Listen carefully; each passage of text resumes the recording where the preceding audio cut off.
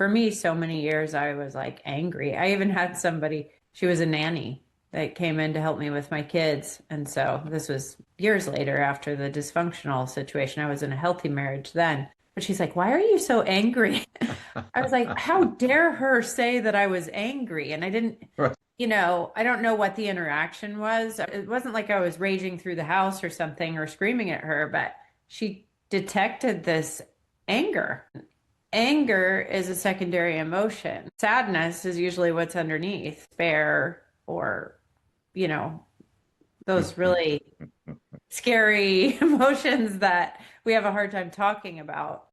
So when I learned to process that, I realized it was sadness. I realized that it was sadness from many things that had happened in my life that were underneath the anger. And once I cut to that is when the true healing began. And it was fairly rapid after that. Welcome to another episode of the What If You Could podcast and my amazing, very, very detailed bookshelf guest Mhm. That's right. is Brooke DeBoer. Hello, Brooke.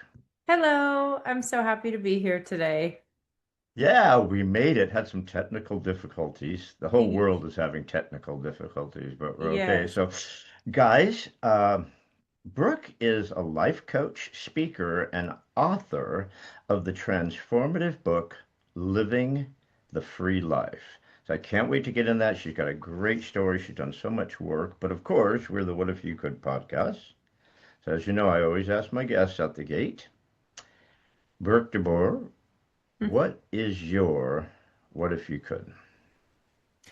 So my what if I could occurred years ago when I was in a series of toxic relationships, started with my youth, with bullying at every stage, and then kind of went into difficult relationships with men at an early age, really eroding my self-confidence. So my what if I could be what if I could be free of being a victim of my circumstances?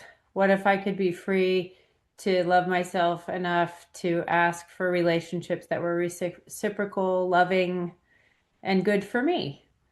So, and then that sort of led to the book, which was written and released in 24. But basically, a lifetime, years of healing and personal growth. That's an awesome What If You Could.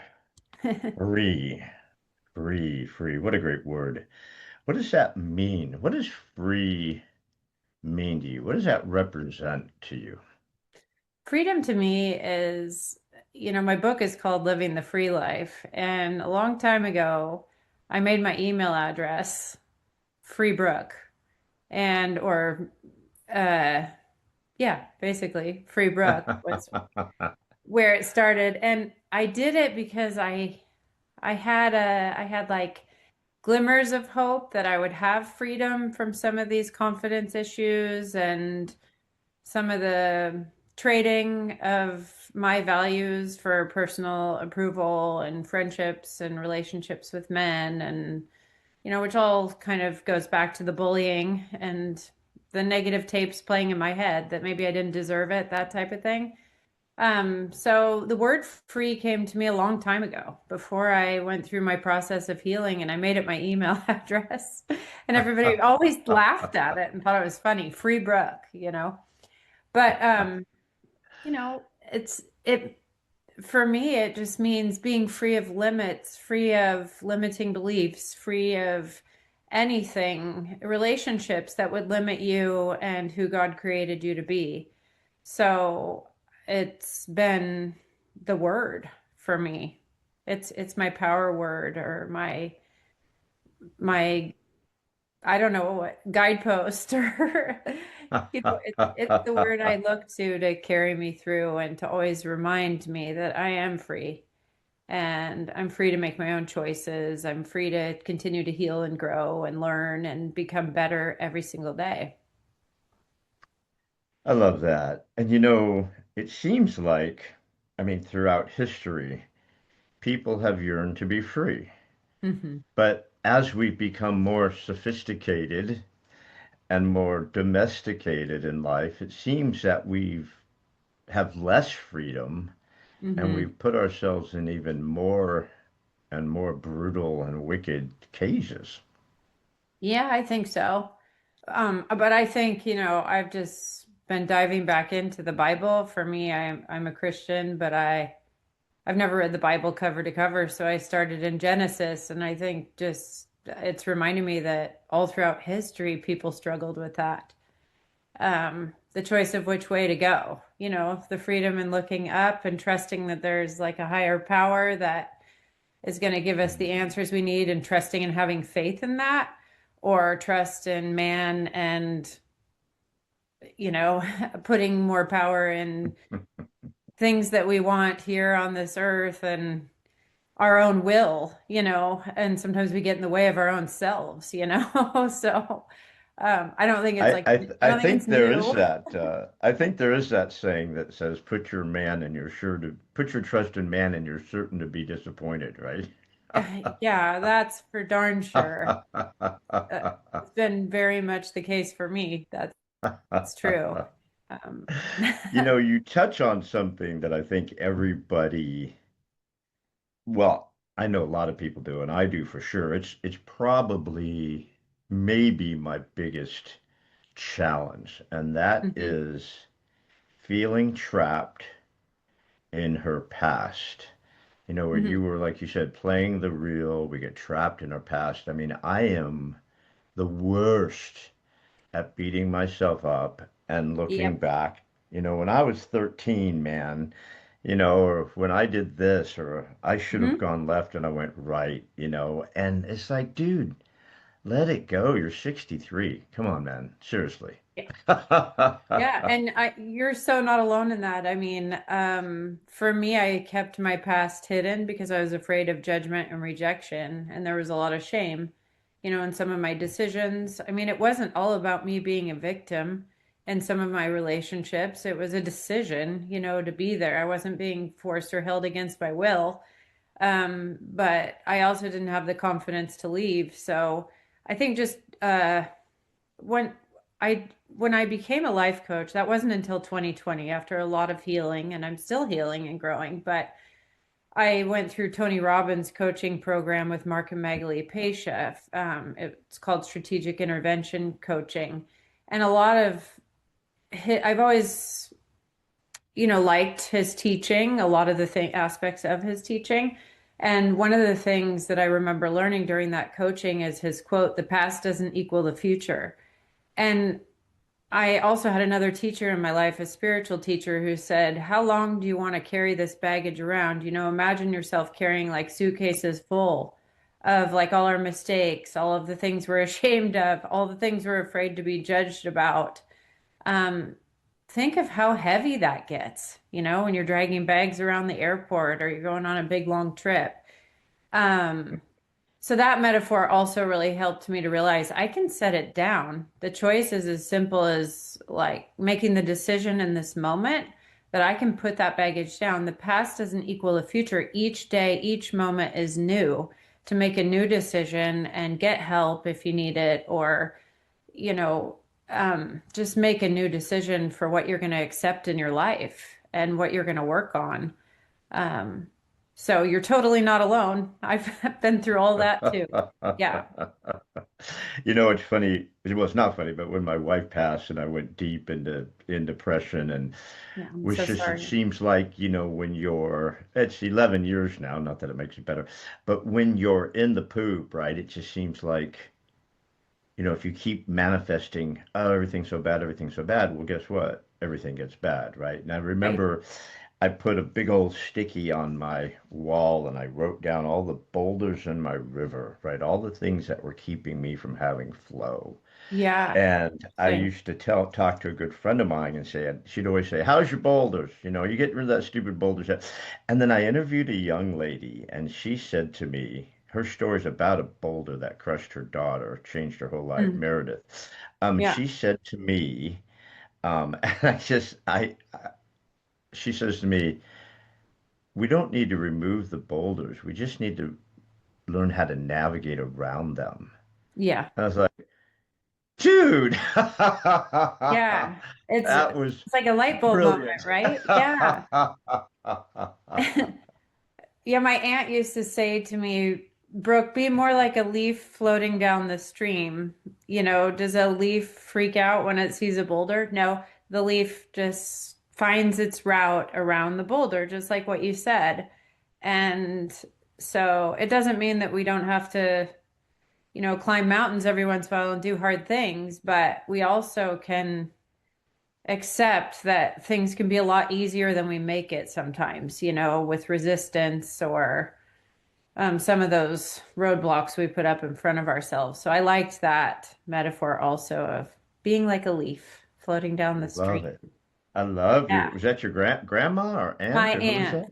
my Your aunt, aunt. love that. Tell your aunt Yeah. thank you if she's still around. I love that. So you could just see a little ant cruising on that leaf, just surfing that leaf, and boulder Yeah. comes up and they're like, all right, another boulder. This is bitching. Yeah. Because it gets, and so the ant's perspective is completely different because it's enjoying the ride.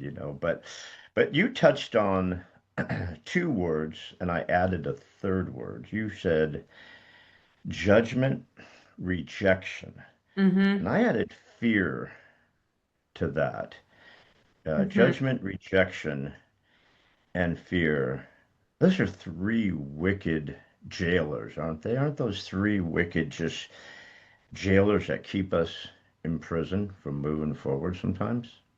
Yeah, and for me, it continues to be a challenge, but I think it's much easier now, because I've done a lot of work and I think probably my biggest um, moment of freedom with that was like one of the first times I went live on social media. Well, there's several in my life, but there's just always going to be a fear of failure. What do they say? Public speaking is probably more feared than death by a lot of people. Putting yourself Yeah. out there, being vulnerable is so hard because we're so scared that people won't accept us or our ideas or what we stand for.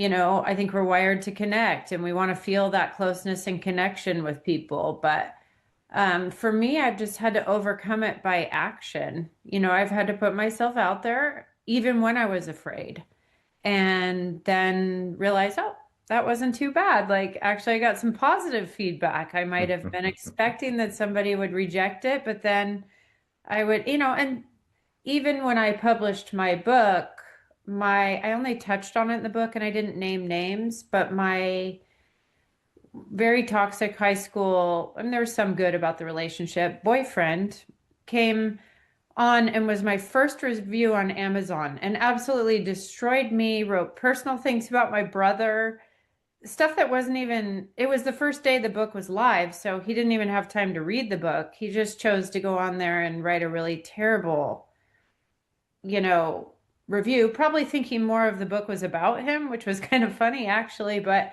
it wasn't.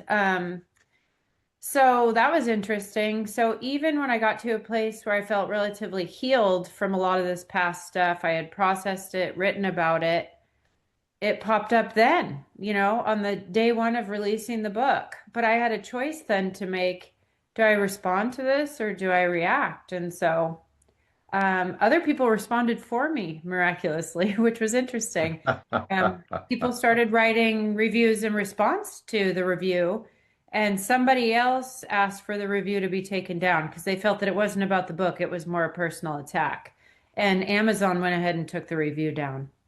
Awesome. So I don't know, and I don't want to get real preachy here, but like I was just reading a Bible story that talked about trusting that God will protect us, when or higher power, whatever it is you believe, if you believe there is something out there other than just this experience on the human level, just trusting that if you do get rejection, it'll be taken care of if your motive is right with what you're doing and if you're expressing yourself. Because I think that's what we're made to do. We're here to, our biggest work is to be what God created us to be and be the best version. So why would we let fear of rejection stop us? Because we have a drunk monkey running around in our brain and squirreling around and throwing poop all over the place. I just, that song, uh, You're So Vain, just totally is running around in my head thinking about Yeah. that dude. Like, a little wounded still, bro? Are you Yeah. okay? You need a binky? I mean, is this ever gonna go away for you? That's Wow, awesome. that's bizarre that it would. Yeah. Yeah, it was. It was quite it was quite bizarre. And it's, I'm 51, so I graduated high school over 30 years ago, and this person is still living back there. So Wow, to me it was wow, actually more sad than anything. Certainly I didn't want to that is engage with sad. it, but it was sad. It's sad that That's people stay stuck. well, yeah, we all do that, and you can't get too preachy. No. Um, I do love the word the universe, but Yep. it's such a it's such a I don't like to use blaming terms, but we seem to be in such a sad, scary place where people don't believe in anything except the next thing, Yeah. and everything's a tragedy and everybody's so reflective and Hmm. everyone's so triggered and angry and Yeah, hateful. I agree. And Yeah. I think a lot of that has to do with they don't have a foundation. They don't have a universe or spirituality or Mm. religion or faith. And so it's so easy to get twisted, right? Hmm. Isn't it bizarre Yeah. right now? Yeah, it is very bizarre and it can be very disheartening. And the way that I navigate that is I just keep, for me, I keep looking up and if I am speaking to anybody who doesn't feel they know God or have that, there's no judgment there or doesn't even know if there's something else in the universe, I say, mo if you love good in your heart, then you're agreeing, I think, that there is an overall good that's covering us, because I just believe that even just believing in good is helpful. So, and I don't know if that helps. It's hard when you don't know, but if you're struggling, if anybody's listening that's struggling, like there's so many resources to just begin exploring the good, whether Yeah. that's what the Dalai Lama says or what the Bible says or whatever resonates with you, like dig into that and turn off the news and turn off the hopelessness and find somebody who's in a worse situation than you and give to them and fill your heart up with that stuff because otherwise we can just go into a deep dark place and it's so easy to do and I don't think social media makes it very much easier. I think there's been some good that's come from social media. In some ways people have become more connected, but I think a lot of it has gotten pretty crazy to where people don't know where they don't really have a compass. It's just like sound Yeah, bites. compass is a good word for it. And I think social media is great so that grandma and grandpa can see the kids, or you could reach Mhm. out to your friends or your old classmates or things like this. But it's become a weapon. I've never been on Twitter. I refuse to go. They probably wouldn't accept me anyways because my brain's such a scary place to be. Um, but I do spend some time on Facebook, promoting Yeah. the podcast and reaching Mhm. out to friends. And I'll find myself getting triggered. I'm like, dude, seriously, did you just say that? Ah, fuck. Yeah, Yeah. just let that go. Um, oh, you just brought up another great word that I love, but I'm going to skip Okay. that for a second because I want to go back to a word you said after we talked about the universe. Uh-huh. You said trust. Hmm. Wow, trust. Wow, trust is such a dangerous word, right? Isn't Yeah. trust such a dangerous word? Trust can just be so many things.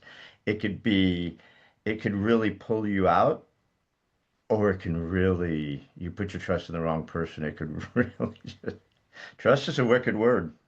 Yes, and that's why I think, to my point earlier, that it's important to know yourself well enough to where your trust is really in your own heart and that you will be led and that you will have discernment to what is good and what is right for you, because I think when we put so much trust in other people, we're bound to be disappointed. I mean, we're all human. So nobody's walking on water here. So, and there's varying different degrees of you know, what people are capable of. So it's probably a good idea to just, and that's what I teach and what I do, because that's what helped me, is to learn how to trust myself and trust in my own heart. What do they say? Take the 18-inch journey from your head to your heart and live there. Because when you're up here and you're trying to trust and trying to rationalize everything, it's just, you're going to get stuck at some point. And I did. I got stuck and I was limiting myself. And um, a lot of it was based on the experiences I had with people who weren't healthy, but it wasn't necessarily their fault. It was just the tools I had and the tools they had at the time. And it wasn't necessarily good. So I've had to learn how to, find my compass. And my compass is my heart. And for me, I know God put on my heart whatever's there. So for me, that's my higher power. Which brings me to the other word that you mentioned that I wanted to go back to was hopelessness.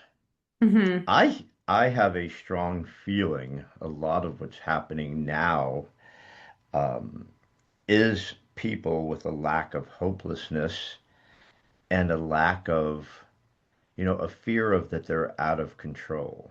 The Hmm. media and everything has created this bizarre energy around people that says you are not in control. And when people Hmm. don't feel like they're in control, they do stupid stuff, right? They Hmm. they they lash out. But hopelessness, a lot of us have been there, and it's a super dark place. Yeah. And I think I was depressed at the time that I became pregnant with my daughter and I was in a toxic relationship. I was in a pretty dark place. For me, I had to humble myself. Like all my ways weren't working at that time. And all of a sudden I was going to be a mom. And it looked like I was going to be a single mom because it wasn't working with the person I was with. So at that time, I literally talk about getting on my knees, like not just figuratively, but literally getting on my knees and just saying, "Okay, God, show me the way." So for me, that's what worked. If you don't have God in your life, looking for good wherever you can find it and how you can help somebody else, I think could help you out of some of that hopelessness because it creates connection to another human in a good way in which you're giving and sharing something, love, and there's always somebody that needs more than what you've got going on, or there's always somebody to help you if you reach out and are not too afraid to ask for help. And I think so many people that are feeling hopeless or down are scared to say, they're scared to be vulnerable enough to say, I'm hurting, or I need help, or I don't feel like I can handle this on my own. So I would encourage that too, reach out. Yeah, and like I used to tell my kids, if you're really feeling down and you just think things aren't going well, go find someone who's got a worse situation and help them. Go Yeah. out and let's go over to the homeless shelter, let's go to the food bank, or let's go Hmm. volunteer somewhere, which we would do. And you'd see, wow, these guys don't even have a house. A lot of these Yeah. kids, they're coming in for a meal a day, and that's the only meal they're going to get. You go to the Hmm. fridge 5 times a day. I mean, so a lot of times reaching out and helping other people will shift your Hmm. perspective on, like the old saying, I once had the blues because I didn't have any shoes until I met a man on the street who didn't have feet, right? There you Um, go. I Yeah. think reaching out and being of service is one thing, but ask. You keep bringing up great words that I love. Ask. Isn't that so difficult though when you're in the weeds? Sometimes it's just to ask for help. Yeah, I think it's the scariest thing that it sounds so silly, but it really is probably one of the scariest things that we will do is be vulnerable and share that we're hurting. For me, so many years I was like angry. I even had somebody, she was a nanny that came in to help me with my kids. And so this was years later after the dysfunctional situation. I was in a healthy marriage then. But she's like, "Why are you so angry?" And I was like, "How dare her say that I was angry?" And I didn't, Right. I don't know what the interaction was. It wasn't like I was raging through the house or something or screaming at her, but she detected this anger. And anger is a secondary emotion. Sadness is usually what's underneath, despair or, you know, those really scary emotions that we have a hard time talking about. So when I learned to process that, I realized it was sadness. I realized that it was sadness from many things that had happened in my life that were underneath the anger. And once I cut to that is when the true healing began. And it was fairly rapid after that. But until I was able to express it in a safe environment, so I'm just urging anybody, again, who's Mm. listening to reach out and ask for help. And, we have to be discerning about who we're asking for help, but there are a lot of therapists out there that can help you have the tools to express your emotion in a safe way. And um, as a coach, I do a little bit of work with my clients, but I also work side by side with therapists too, because I think it's important to have emotional stability before, as a coach, you start working with people to move forward in their life, from a place of, okay, this is what I want to create now. But if you don't have emotional stability first, it's really hard to draw in and create what you want to create. So, I think right now, with all the anger out there, it's a cesspool of anger. It's bizarre. The hmm anger level, the hate level is like off the hook. It's hmm bizarre. People are so triggered. But yeah, I think sadness, despair. I think a lot of people, like I said earlier, I just think don't have don't feel they have a grip on things, which creates the despair. hmm They don't really have you see a lot of the people who are causing most of the havoc, and they really don't have a base, a foundation. And you say, well, that's leads to the sadness you're talking about, and hmm so it comes out as anger, which is so Yeah, it's bizarre. sad. It is sad. I think a lot of people are just struggling and they're just crying out for love, or a feeling of safety, and they don't have it because they maybe weren't raised with it. Maybe they got off track somewhere, and they're the victim, And so I hope that we can get back to a place of just having like dialogue with each other and listening and caring about what each other's feelings are, but speaking from a place of feelings. Because if we don't do that, how are we ever supposed to resolve any of this? It's like if you look at like a kindergarten class or something, what would a kindergarten teacher do if you had, you know, two sides of the classroom that had, I don't know if it's the best analogy, but like there's a big argument that's taking place. Is she gonna, or he, teacher, gonna allow them to just scream and yell and throw desks at each other and act crazy? Or is there going to be some encouragement to sit down and talk about feelings in a framework for that? And I just feel like what's happening is I try to turn it off, to be honest. I used to try to understand it and listen to it. It's not that I wouldn't if I was sitting with somebody and like with me, but my parameter now is I don't discuss politics online because it's a futile effort. Somebody can sit and be a keyboard warrior and type the rudest, meanest thing to you and not have to really own it. They don't have to get vulnerable. So I just don't do that anymore. I learned my lesson early on, and now I just try to see if somebody's open for a conversation. But if they're going to yell at me or disparage me or not be willing to be civil, then I just don't have the conversation. Mm. Well, they're looking for the fight. They're looking to incite and for you to say something stupid so that they can say, "See, I Yeah. told you they're horrible people. I told you they were." It's funny about the kindergarten class. It reminds me of a study that they did, and the teacher said, "Okay, all the blue and green-eyed kids over there, and all the blue-eyed and the brown kids over there. So blue and Yeah. green over there, brown over there. You know the study, right?" They said the teacher said, "Now all of the blue-eyed kids are really, really smart." The blue and green eyed kids are really, Hmm. really smart, and all the brown eyed kids are really, really stupid, and they're poor, and this and that. And she made them this. And then they saw how they interacted with each other based on that. And then they said, Hmm. oh no, I messed up.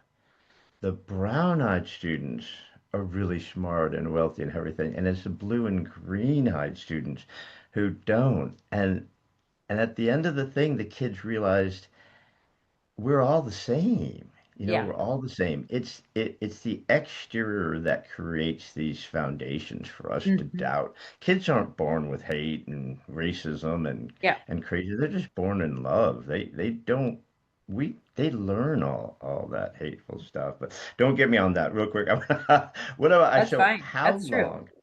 how long did the book Living the Free Life, how long did the book marinate inside you before you wrote the book? How long did was it hanging out before you put the pieces together? I wanted to write a book for like 3 years, and I joined various different book writing courses where I would write a chapter a week or this or that and write a book in 30 days. I signed up for all those things. Um, but then there was a point where I guess it just came together in the timing it was supposed to. I don't remember exactly, but I was introduced to selfpublishing.com, and this isn't a commercial for them, but they were a fine support system for me for writing the book. Um, and they gave me the best framework, I guess, for getting my thoughts on paper. And it took me longer than I maybe wanted to. It took me about a year to write it. But I had a coach through them, and she was great. And I remember I was struggling towards the end, and she said, many, many authors, and maybe there was one or something that she quoted, something about writing one really bad paragraph a day, just get something on the paper because I was feeling really stuck.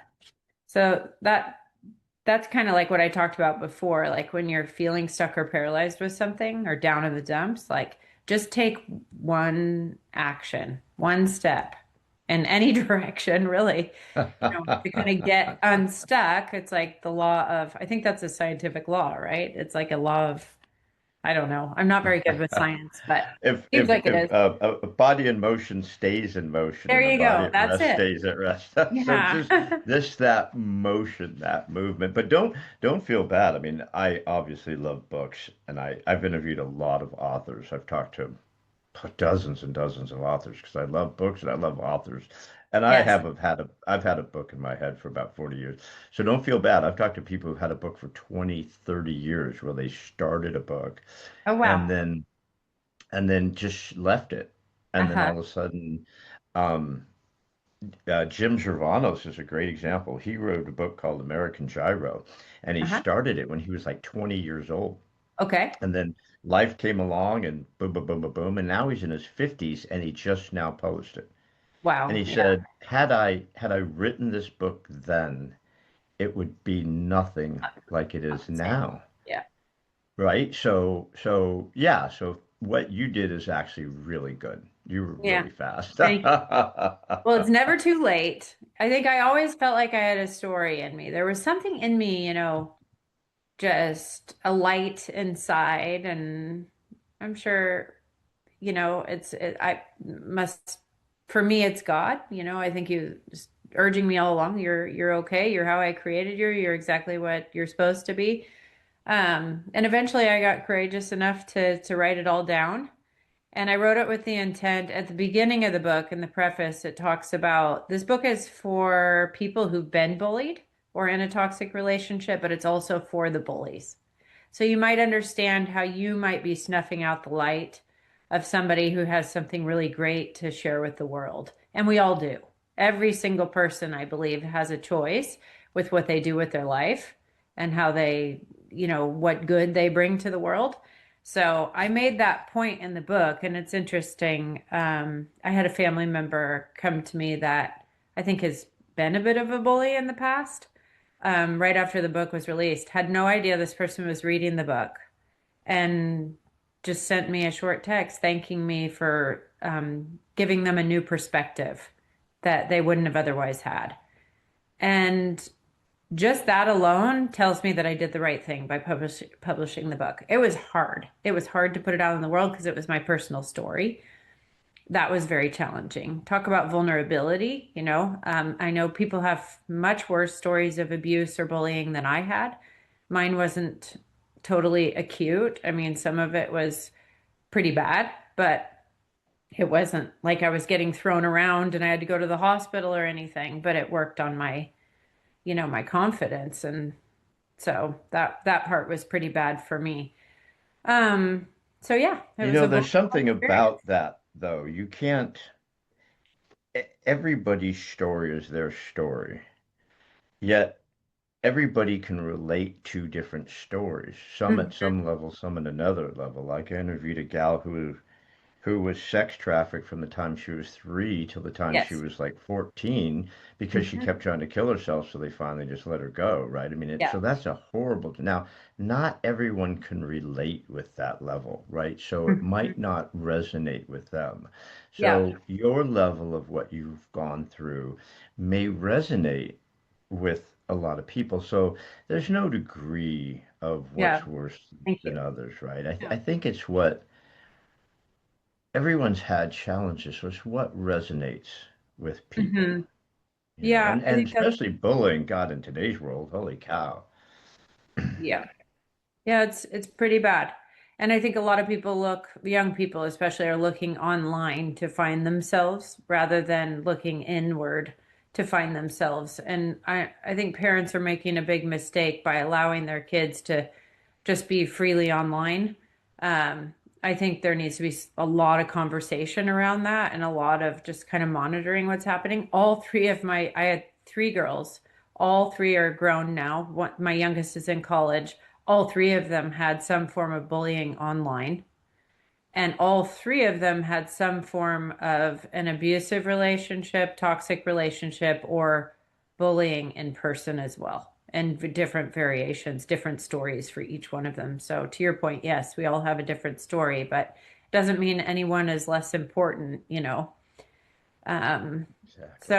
I so, was talking to a fella who does this for a living, and he said that there's a database that kids can go to or their parents can go to it for them and report predators, sexual predators, mhm, cyberbullying, people who are trying to get you to do something or go somewhere, talk you into doing something that you'll regret, you know. mhm. And he said that there are 3 million reports a month, 3 Oh, wow. million in the United States. Now, think about how many people don't report it.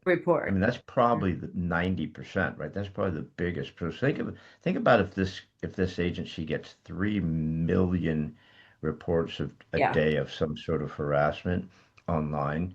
It Mhm. is a epidemic of bad.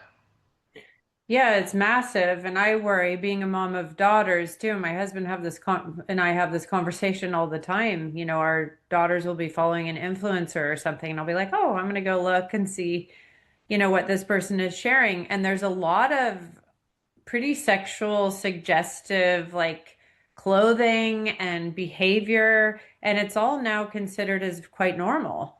So I fear for these girls because it's not only not helping our men and that culture, but it's also not helping the women and especially the young women. And I think many of them are underestimating what kind of problems could result in this kind of behavior. And I know it's mostly innocent. It's just wanting to connect and have attention to some extent. And I don't know. This body dysmorphia thing is really tragic. Yeah. How these influencers or whatever is convincing kids that their body's not right or they're not good enough here or there or they're in the wrong bodies or whatever. And I just don't know if kids are prepared enough intellectually yet to deflect a lot of that stuff. If you're lucky, you've got a child who will come to you and say, "Hey, I did something stupid. Someone talked me into sending a picture and I sent it and now I'm really Yeah, getting hammered here instead of committing suicide. I mean, the yeah, suicide rate among children is insane. I mean, the fact that we don't talk about it enough in our country that this is an epidemic is evil, in my yeah. opinion, but it's being instigated by bullying. Yeah, in 1991, I lost a friend to suicide. It was a long time ago. It maybe wasn't quite an as large of an epidemic back then, but for me, it changed my whole life. And this was a friend that I was acquainted with. She was a super vibrant, wonderful, happy person, 1 year older than me. And she turns out she was in sort of an abusive situation. I think it was more verbal abuse than physical, but maybe a little bit of physical with a boyfriend in high school at that time. And she just made a decision that she couldn't handle it anymore. And there had been a little bit of outreach with friends, but if I would have known, I don't know if I would have known what to do back then, but I like to think that I would have tried to get her some help, and it was a horrible feeling for the rest of us who were left behind too, because not only was her life cut short, but we were all left wondering, gosh, what different should we have done? So I think at that point inside of me, also, I made a decision whatever I do in my life, like I'm going to mess up and I'm going to make some mistakes and I'm not going to get it all right, but I'm always going to be looking. And I think I sort of did that anyway. I was pretty sensitive, but looking for anybody who's down and out or feeling bad and just being a friend to them, or making sure that they get help. And I think for the most part, I've been able to live that out. But it is really important to be keeping watch of our neighbors too, and just looking for anything that might seem out of the normal, Yeah. because To it reach is. out. And so with the book, Yeah. and you do the life coaching, Hmm. and speaking to stuff like that, is some of your coaching, is the book foundational of your coaching? Do you use a lot of what's in the book with your coaching, or did you start the coaching before the book? I started the coaching before the book, and the purpose of the book was to share my story so people didn't feel alone, to connect to my audience, whoever was whoever was reading it, so that they didn't feel maybe less shame or, I think it helps to know somebody might understand something about what you've gone through. The purpose of the book is also to educate people. If it's not a real deep, long chapter, but it's a chapter that presents what does a healthy relationship and an unhealthy relationship look like. And then I take a lot of the coaching tools that I learned in my training um, and then added how to apply those, at least the ones that were the most effective and kind of generally helpful for me to get in on the right path to living my dreams and putting myself out there in a way that I could share my story. So it's basically divided into thirds. It's like the first part of the book is my story, the middle part is a little bit of education around relationships. And there's reflection questions at the end of each chapter so people can kind of think about what they're reading and how it applies to them. And then at the end of the book, it's more tools that they can begin to apply, um, that will help them move forward. But they could read the book over a period of 5 to 10 years and it would still be effective, because sometimes they might need more time with the emotional pieces before they're ready to use the tools. But it can be a guide book for them that they can refer back to. I love books that you can refer back to. That's why I can't get rid of so many of my books. I love Yeah. to call back to them. And I read almost all my books with a highlighter, which means I Yeah. can never give them to anybody. But I like to highlight and dog ear, and so I can come back to a passage that, kind of meant something to me. Uh-huh. Where do you see with your coaching, where do you see people seem to be struggling the most right now when they reach out to you? I think in the cases that I've had, I think most of the time the women are just feeling overwhelmed with whatever dysfunctional or toxic situation they've got going. I mean, at some level, we all have something that's not like 100% perfect, And so they might be stuck or frustrated. Um, my favorite, I can't say favorite client, but one that I'm really proud of, let's put it that way, is a client I've worked with for a period of years who had a really rough childhood, which I didn't know at first. We sort of took the business situation that she was in that was dysfunctional and toxic, and we addressed that directly and specifically. But then as I worked with her over a period of time, I realized things from her childhood were playing into her mindset and the way that she was thinking and what she was accepting about these relationships in business. And so we were able to kind of go back and kind of address the inner child and deal with those things a little bit. And then she was able to make a break from that situation. And then she got into another toxic situation in the workplace. And we were able to work through that one. And I'd say each time it was like a stair step situation. Like each time she went into a different professional environment that had its toxic traits, she freed herself through this work of the limiting beliefs and the mindsets that came from the childhood that were keeping her in a place of accepting this inappropriate behavior and toxic behavior by professionals. And now she's a completely independent business owner. So she was working for all these people. Now she's completely started her own practice and Nice. thriving and doing well and working on some personal things. So again, healing is not instantaneous usually, especially if we've had stuff all the way back to childhood, but um, just stick with it and keep working on it. And that's what I like to do with my clients is walk with them alongside of them. I'm not fixing their problems. I'm just here to help with helpful tools, to be a sounding board, to ask questions, and then help guide them to get where they want to be.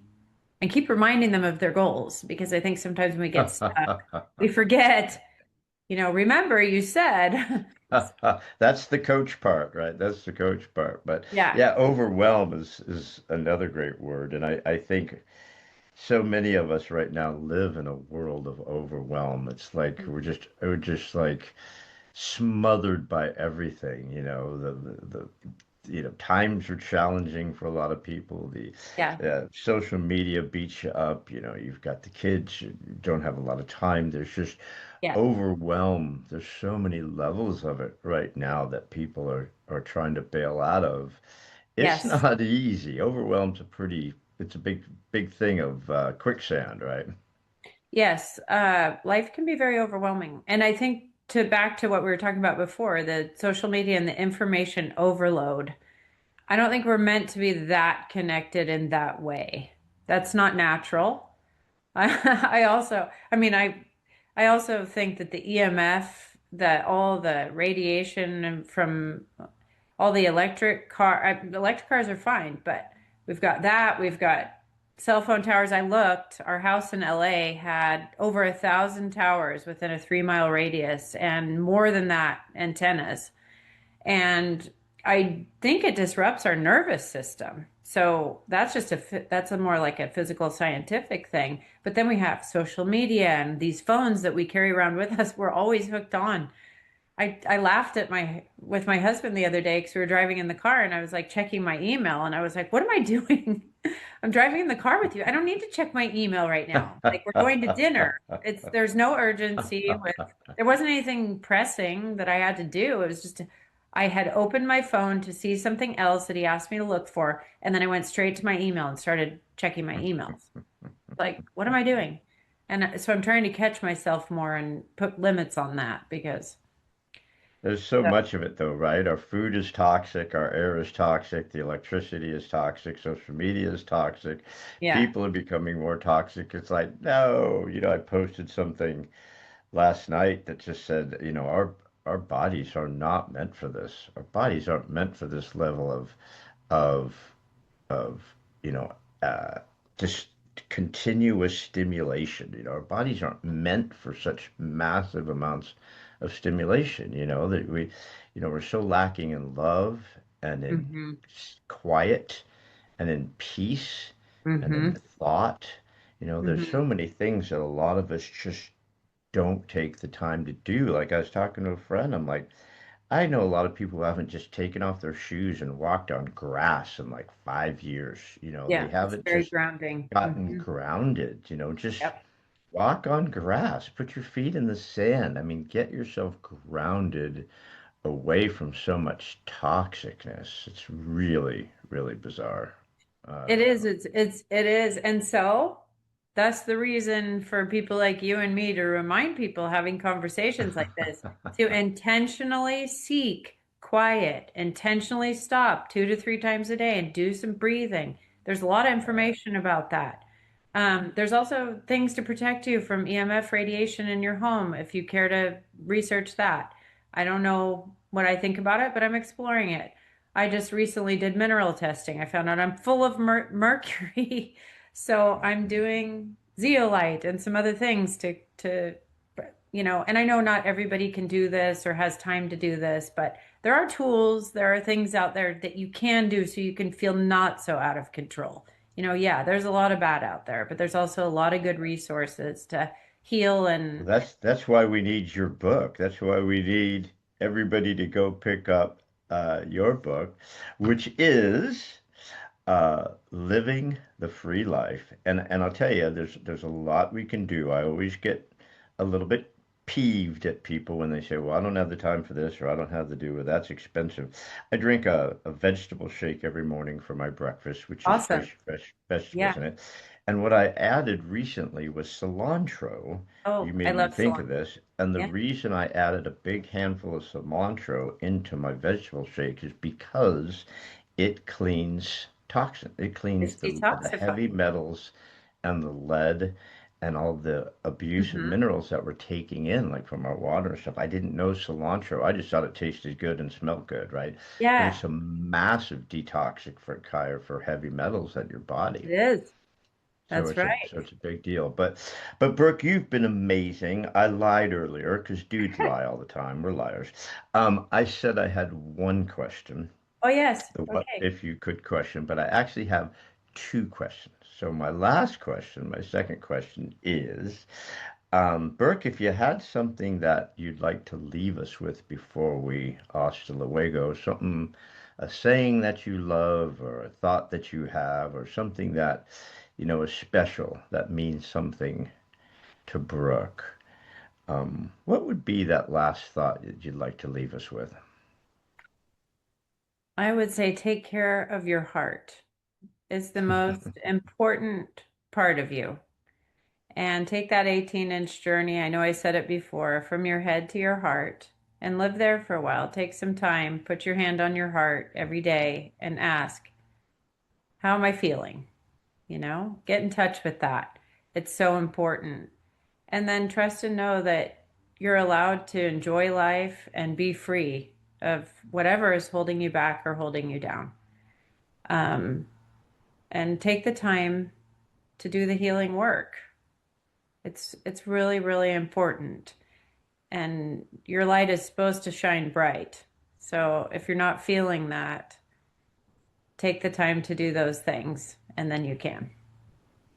Yeah, I love that. Like someone said, we're a glistening diamond covered in poop, and we need to chip away, like cleaning out our gut or taking doing a fast or doing a cleanse. We've got Mhm. to get our energy back and our flow back. So, Brooke, you've been wonderful. Everybody, we've been blessed with a little bit of time with Brooke DeBoer. She's a coach, speaker, and the author of the transformative book, Living the Free Life. And you're wonderful. I love your energy. I love what you're doing for yourself and for your family and for others. And I'm just really glad we figured out our technical difficulties and got you in here. Yes, thank you so much. It's been a pleasure to be here. Yeah. All right, guys. Thanks for listening, and we'll see you next time. Thank you. See ya.